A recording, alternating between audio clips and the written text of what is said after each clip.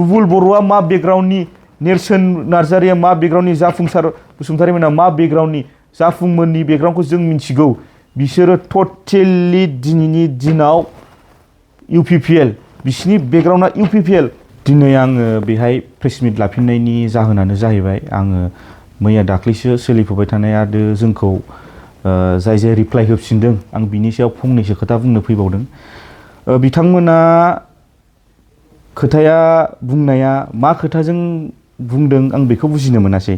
मानो होनबा बिथांमोनहा दिनैनि दिनाव एन्टि नेसनेलखौ माबा एन्टि बर'नि दावराव लांबाय, सोरबा STनि दावरावखौ रेजिस्टारनि दावरावसो लांबाय।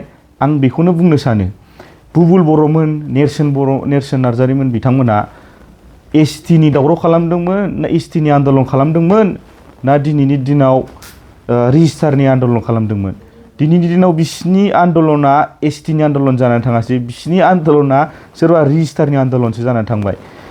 जा गोदान रेजिस्टार फैदों बिसोर सानैबो ST, बिसोरबो जोंनि सम्पति, बिसोरबो बर' हारिनि मानसि, सानैबो बर'। दा बिसोरखौलाय सानदोंना सानाखै? बिसोरखौ मानो बिसोरो सोरबा एन्टि बर'फोर बायदि, सोरबा ST नङैफोर बायदि मानो बिदि खोथा बुंगासिनो दं? बिसोरखौबो बिसोरो बरायनोसो हायोमोन, खिन्थु बिसोरो दिनैनि दिनाव STखौ गारनानै दिनै सोरबा रेजिस्टार गोदान फैनायावसो दिनै आन्दलन खालामफ्लानो नागिरगासिनो दङ। सोरबा BTCनि न'खौ सावनोनो, BTCनि सिपनि न'खौ सावनोनो, सोरबा BTC सेक्रेटारिखौ बुख्रुबनोनो। आं बिथांमोनखौ मा होनबावनो? दिनै बुबुल बर'मोन बिथाङा जों इनफर्मेल स्टुडेन्ट होननायाव एसे नांदों। मानो होनोबा बिथाङा, आङो मोननैसो खोथा बुंबावगोन, बिथाङा दिनैनि दिनाव डाबल MA होनजाबाय थायो। बिथाङा डाबल MA होनजाया, खिन्थु बिथाङा दिनै MA फेल जाखांबाय। खिन्थु बियो MAखौ लाफिननो हायोमोन दस्रा साबजेक्टआव, खिन्थु बियो दिनै लादों एखे साबजेक्टआव पलिटिकेल साइन्सआवनो। बियो इलिगेल, बेखौ रेजिस्टारानो बेखौ एडमिसन होदों, बेखौ एबसुआनो बेखौ एडमिसन होदों। दिनै आरो बियो एडमिसन लादोंबाबो बियो हस्टेलाव थानायनि खुनु राइट्स गैया, बियो इलिगेल। ओंखायनो जों बेखौ फर्मेल स्टुडेन्ट होनाखै, बेखौ इलिगेल होनदों। बियो मालाबाबो नर्मेल स्टुडेन्ट नङा बिसोरो। दा ओंखायनो जोङो आरो जों गोख्रों सोंखारिबावगोन। आरो नेरसोन सासे दंबावो, बिथाङा PhD स्कलार। सासे PhD स्कलारा दिनै जोंहा बेखौ इनफरमेसन दंबावो, बियो दिनै हस्टेलाव एडमिसनखौनो लायाखै। दा आङो बेखौनो होनगोन, बिसोर सानैनि सायाव जोंनि गोदान रेजिस्टारा बिसोर सानैखौ थाबैनो तदन्त खालामनानै बिसोर सानैनि गेजेराव इनकुवारि बसायनांगौ। बिसिनि एडमिसना नंमारगौना नंमारा, बिसिनि एडमिसना जामारदोंना जामाराखै, दिनैनि दिनाव बिसोरो फर्मेल स्टुडेन्ट नंगौना नङा। दा आरो बिथांमोना नंखाय खोथाखौनो बानसावनानै, नंखाय खोथाखौनो थगायनानै एन्टि बर' होनदों होननानै गावसोरखौ बुंफ्लागासिनो दङ, गावसोरखौ माबा गाज्रि खोथा बुंदों होननानै। जुदि गावसोर फर्मेल स्टुडेन्टथारबा जोंनोबो प्रुफखौ देखाय, जोंबो मानिनानै लागोन नोंसोर फर्मेल स्टुडेन्ट होननानै। नोंसोरनि फर्मेल स्टुडेन्ट जानायनि नोंसोरनि प्रुफखौ जोंनो देखाय, जोंबो मानिनानै लागोन। आरो जोङो मिथिगौ बुबुल बर'मोनहा, सोरबा नेरसोन मोना, सोरबा जाफुं मोना, सोरनि मानसि सोरनि थाखाय खामानि मावो। दिनै बुबुल बर'मोन बायदि, नेरसोनमोन बायदि, जाफुंमोन बायदिया हराव सान हर गारि गरा लानानै, थाखा फैसा सोरनिफ्राय फाइनान्स मोननानै बिसोरो कलेज सारा BTC गिदिं कलेज गिदिं बिसोरो माखासे स्टुडेन्टफोरखौ इनफ्लुयेन्स खालामगासिनो। बिसिनि खर'आव गाज्रि बुस्थु सोना होनानै दिनै BTCखौ दंस' खालामनो, BTCआव दावराव दावसि खालामनो बिसोरो सेस्था खालामगासिनो दङ। जों मिथिगौ सोर फाइनान्स खालामो बिसोरखौ, जों नामसो लाथ'वा, खिन्थु आं फंनैसो बुंनो सानगोन। आगुनि चिफ मानगोनां प्रमद बर'जों थाफाग्रा सानैसो PSफोर दङ, बिसिनि डाइरेक्सनाव, सोरबा सेन्ट्रेल एबसुनि थानाय बिबानगिरिफोरनि डाइरेक्सनाव दिनै बिसोर गारि गरा लानानै, बुबुल बर'मोन नेरसोनमोन बायदिया दिनै गारि गरा लानानै बेराय कलेज आलदा कलेजाव बेराय माखासे नर्मेल स्टुडेन्ट, माखासे मोजां स्टुडेन्टफोरखौ थगाय थसि खालामनानै दिनै दावराव दावसि खालामनो दिनै सेस्था खालामगासिनो दङ। आरो फंनैसो खोथाबाव, जोंखौ माखासे मानसिफ्रा अबेबा गुदुं सिङाव उन्दुनानै थाग्रा, अबेबा न' सिङाव उन्दुनानै थाग्रा होननानै खोथा बुंगासिनो दं। बिथांमोना मिथिगौना मिथिया?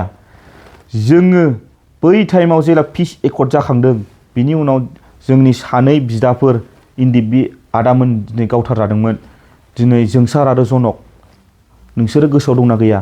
जों बै टाइमाव सोरबा पुलिसजों एगेन्स्टआव थांनानै सोरबा गभर्नमेन्टनि एगेन्स्टआव थांनानै जों बिसोरनि थाखाय आन्दलन खालामदों स्टुडेन्टफोरखौ दोहौ लाबोनानै जोङो ज' जानानै आन्दलन खालामदोंमोन बे टाइमाव बर' हारिनि जोंनि एबसुआ जोंजों मानो लोगो नांफैयाखै जोंखौ मानो हारसिङै हगारा नोंसोर एबसु बा नोंसोरो जुदि बर' हारिखौ सानोमोनब्ला नोंसोर मानो जोंजों ओंखारफायाखै बै टाइमाव बर' हारिखौ सानोमोनब्ला जोङो दिनै वान साइडेड जाना मालाबाबो खामानि मावाखैमोन बै टाइमाव दा बिथांमोना जोंखौ होनबाय थायो वान साइडेड जानानै खोथा बुंगासिनो दं होननानै खिन्थु बै टाइमाव जोंजों एबसुआ मानो जोंजों लोगो नाङाखै जोंबो बर' हारिनि थाखाय जोंनि सानै बिदा जों बिनि थाखाय जों दावहा नांदोंमोन बिथांमोनाव बबे गुदुङाव थाया होनबा बै समाव आं बेखौनो बुङो आरो आं बेखौनो बुंबावगोन बिथांमोना मोजाङै तदन्त खालाम मोजाङै सालिजारि खालाम सोर मानसिया सोर बायदि बुबुलमोन बायदिया नेरसोनमोन बायदि जाफुंमोन बायदिया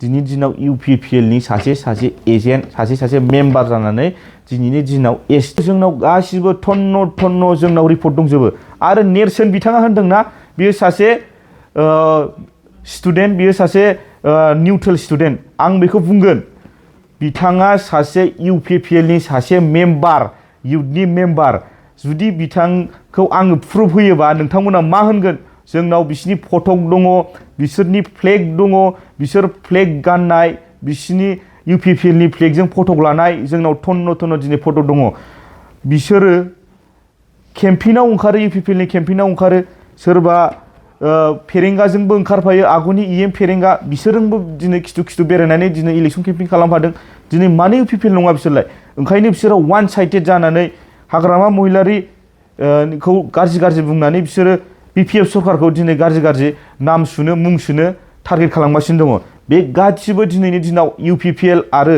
सेन्ट्रेल एबसुनि निर्देशआव जागासिनो दङ आरो आं फंनैसो खोथा बुंबावगोन दिपेन बर' सारा मानगोनां दिपेन बर' सारा फंनैसो खोथा बुंदोंमोन ससियेल मिडियायाव दे जों नुनो मोनदों दे न'खरावबो राजनितिक समाजावबो राजनितिक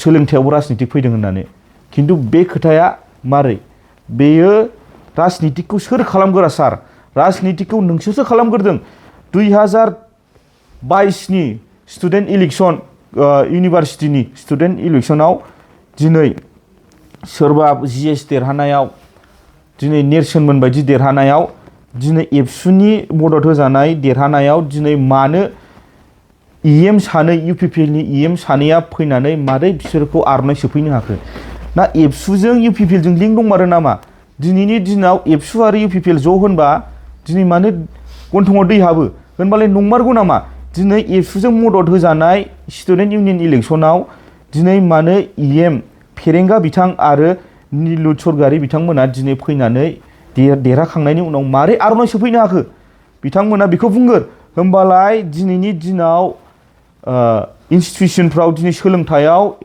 राजनितिक लाबोग्राया सारमोना नोंसोरसो सिगां जोङो दिनै एबसुखौ दिनै जों रायनो थाङाखै एबसुआ दिनै जोंनि बर' हारिनि सिनस्रि बर' जाथिखौ फोथांना लाखिनो थाखाय खामानि मावनांगौ बर' जाथिखौ फोथांना लाखिनो थाखाय बिसोरहा खामानि दङ जोंबो सासे ट्राइबेल स्टुडेन्ट जोंबो सासे बर' हारि हिसाबै जोंबो सासे एबसु नाथाय दिनैनि दिनाव जोङो एबसुखौ गाज्रि मोनाबाबो एबसुनि माखासे दैदेनगिरि जाय सेन्ट्रेल लेभेलाव खामानि मावगासिनो दं बिबान लाना खामानि मावगासिनो दङ बिसोरो दिनै राजनितिकआव हाबनानै जोंनि गोथार एबसुखौ दिनै गुबुंले खालामजोब्बाय दिनै बिथांमोना निउट्रल थायोमोनब्ला जोंबो नोंसोरजों ओंखारफागौमोन जोंबो नोंसोरजों सब समाय नोंसोरजों लोगो लानानै दिनै नोंसोरजों खामानि मावगौमोन खिन्थु बिथांमोना दिनै वान साइडेड जानानै दिनै खामानि मावगासिनो दङ आरो दिपेन बर' सार आं नोंखौ मोनसे खोथा बुंनो सानबावदों दिनैनि दिनाव गभर्नमेन्टआ बिपिएफ सालायगासिनो दं हाग्रामा महिलारि सारा सालायगासिनो दं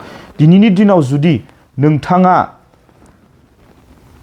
एसटिनि दावराव जागासिनो दं एसटिनि खोथाखौ दिनैनि दिनाव नोङो डाइरेक्ट थांनानै हाग्रामा महिलारि सारजों मानो डाइरेक्ट थांनानै मानो रायज्लायहैनो हाया दिनै नोंसोरो सान्तिखौ लुगैयो होनो दिनै नोंसोरो मानो आन्दालनल' खालामनो होनबाय थायो नोंसोरो हाग्रामा सारखौ लोगो हमनानै रायज्लायहै खोथाया गाबोननो सल्भ जायो खिन्थु नोंसोरो वान साइडेड जानानै नोंसोरो दिनै इउपिपिएलनि खोथा मानिनानै दिनै मानो दिनै वान साइडेड खामानि मावगासिनो दङ नोंथांमोनहा दिनैनि दिनाव नर्मेल जायोबा वान साइडेड जायालासिनो निउट्रेल जानानै थायोबा जोंबो नोंसोरजों लोगो नांगोन सार। आं बेखौनो होनो। आरो बुबुलमोन नेरसोनमोन बायदिया दिनैनि दिनाव इउपिपिएलनि प्रमद बर'नि खामानि मावालासिनो दिनै निउट्रेल जायोमोनब्ला दिनै एसटिनि थाखाय मोजाङै खामानि मावनाय, एसटिनि थाखाय मोजाङै नांनाय मोनबा जोंबो नोंसोरो ओंखारफागौमोन। खिन्थु नोंसोरो दिनैनि दिनाव वान साइडेड जानाय खामानि मावनाय।